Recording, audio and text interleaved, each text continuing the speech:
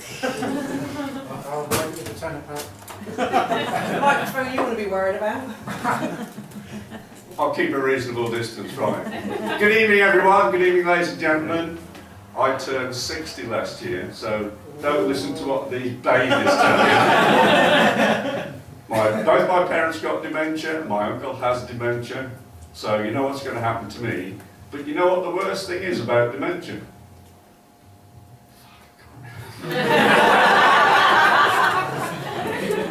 I just thought of that one as I was telling. I have 3 great loves in my life, and my primary love is Angela. She's sitting back there. Give us a wave. Everybody knows. Feel embarrassed. Take hands down. And the other 2 things are flying and water sports. Now, a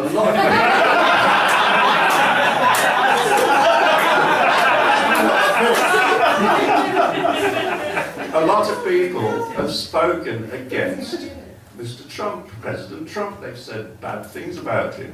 But I'd like to speak in his support because of the way he's going to support the aviation and water sports business. And you may be thinking, how on earth is he going to do that? Well, he's going to build a wall. He's going to build a wall along the border with Mexico to stop the illegal immigrants.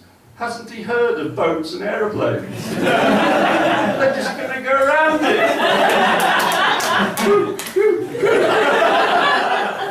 If you live in the middle, 5-minute helicopter flight, problem solved. So not only is he going to sponsor the building industry, he's going to sponsor the aviation and water sports industry at the same time. I can't think of a better project to stimulate growth down there. So, now,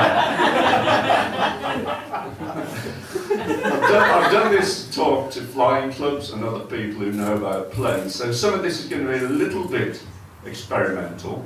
You may not understand some of it, so if you don't understand it, just don't laugh. No. So I'm going to have a look at my notes and let's see what jokes I'm going to tell you. Now again, Mr. Trump, he wants to stamp out terrorism. Everybody wants to see the end of terrorism. If you go on an airline somewhere, you might be a little bit scared that there's going to be a bomb on board. But you really shouldn't worry, because the chances of being a bomb on board, well, are there millions and millions to 1. But if you're not happy with those statistics, there's a way you can improve the situation even more, because the chances of there being 2 bombs on board is billions to 1. So just take a bomb with you.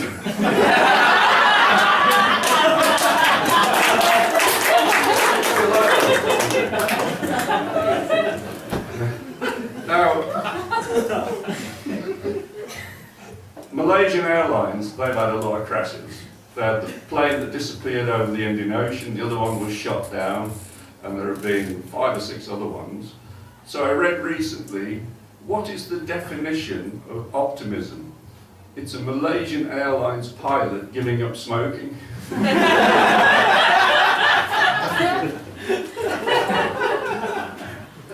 Now I learned to fly 4 years ago, and I learned on the Chipmunk. Has anybody heard of that? It's an old military plane.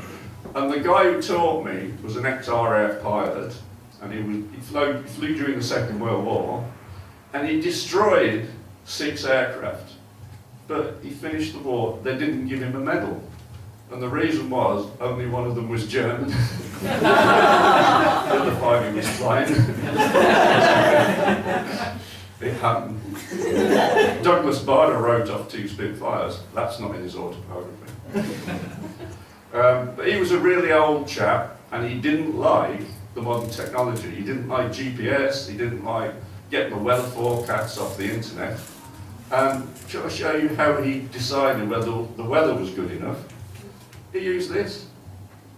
It's a piece of blue paper with a hole in it. And all he did, he would hold it up to the sky, and if the sky was the same colour as the paper, he went flying. We don't need a fucking computer.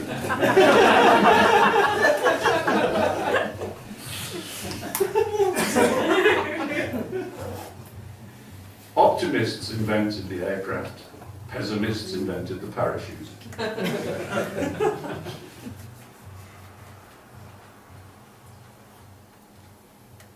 Apparently the Sun newspaper ran a headline, Virgin screws British Airways. And they asked the editor why he didn't reverse it, you know, British Airways screws Virgin. He said because for once in his life he was going to let the facts produce the story. No, I suspect that all this isn't filthy enough for you. So in keeping with the level that Matt set, did you ever think you were going to see live anal fisting this evening? There you are.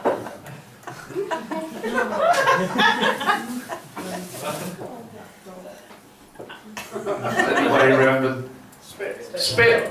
Bob Carroll, he can spit the dog. Now there's a reason I'm going to put Spit on, because this is a true story. If you just excuse me while I put my hand in the... I did consider being a vet for... Oh, what have you been eating? There's pebbles and everything in there. So, some years ago, I used to have a dog. Sadly, he's no longer with us. So I brought Spit to take his place. And you're right, no? We don't have sting, you know. You don't have to worry about being bitten by Spit because he's got no teeth. But his breath's full. So, I used to go flying with my dog, and I'm going to show you a picture of the plane because it was a four-seater.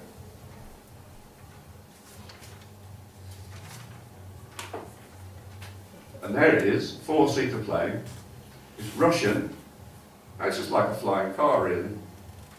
But there was one thing that was different about this plane. It's fully aerobatic. It will fly any manoeuvre that you want. It will fly upside down.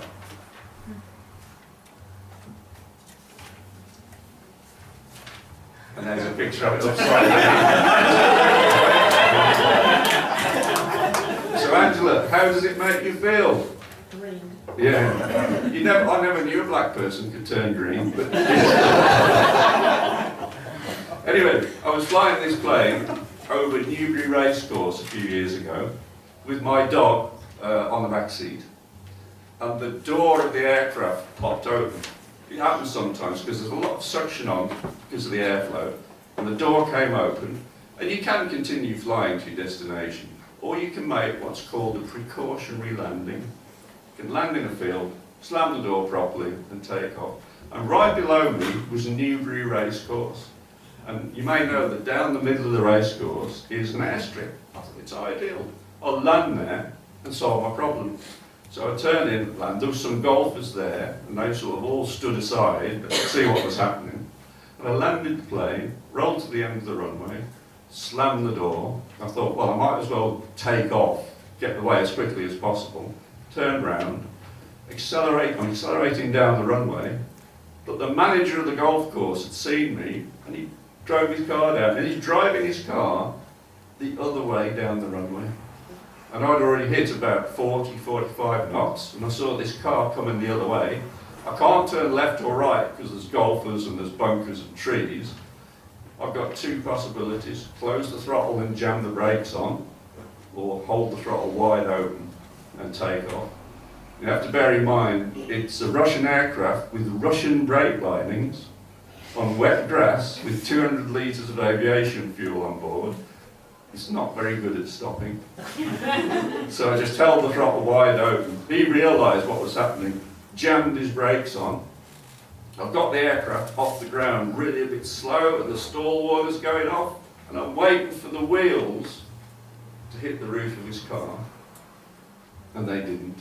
I can't have gone over the top of it by more than 1 or 2 feet. And I always thought, if those wheels had hit his roof and left 3 tyre tracks, what kind of an insurance claim would that be? So tell me, Mr. Osgood, how exactly did you get 3 tyre tracks down the roof of your car? And anyway, there was no accident, but it was a close thing. And just to point out, endangering an aircraft is a criminal offence, so it all went through NATS and everything. How am I doing? Can I have one more story?